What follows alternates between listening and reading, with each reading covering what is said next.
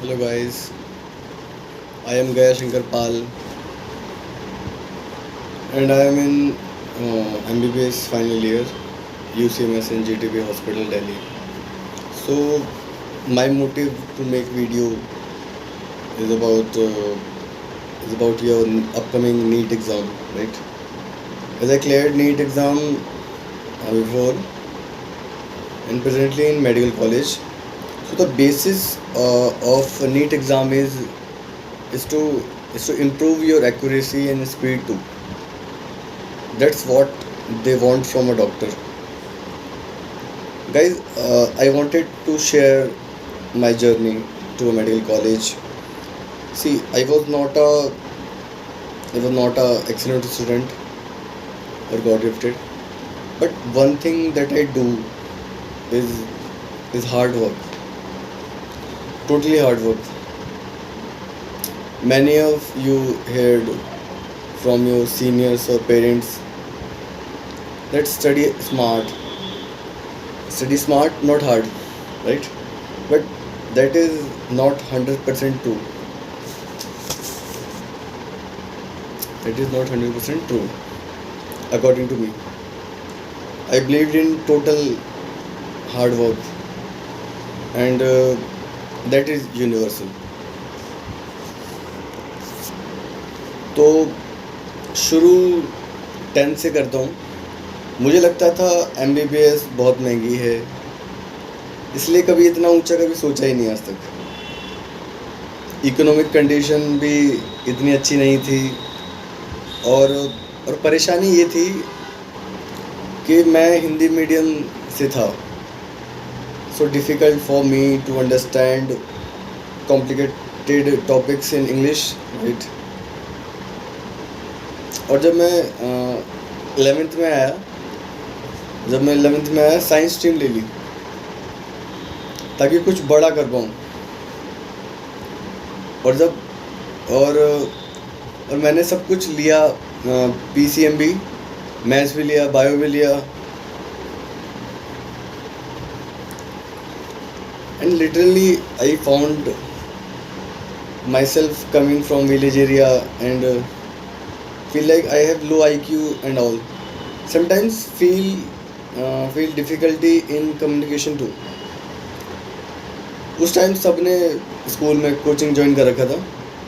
कोई आकाश में जा रहा है, कोई पेस में जा रहा है, कोई नारायणा में जा रहा है. बहुत सारी कोचिंग थी हमारे टाइम पे, अभी भी शायद होंगी.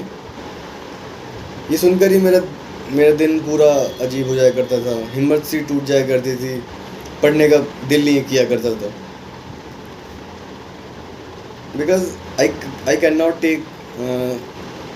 take classes from such costly institutes.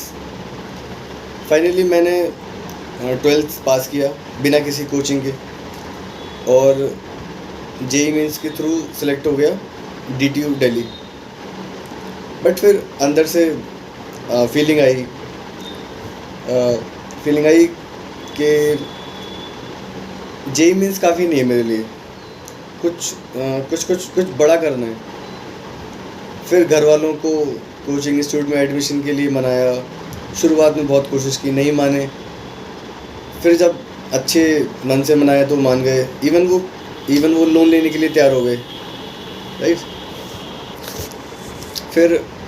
फिर ऐसा हुआ कि फाइनली डॉक्टर सचिन कपूर से मुलाकात हुई. शुरुआत में थोड़ा डर लगा. उन्होंने कहा तुम्हें अभी खुद नहीं पता तुम्हें अभी क्या करना है.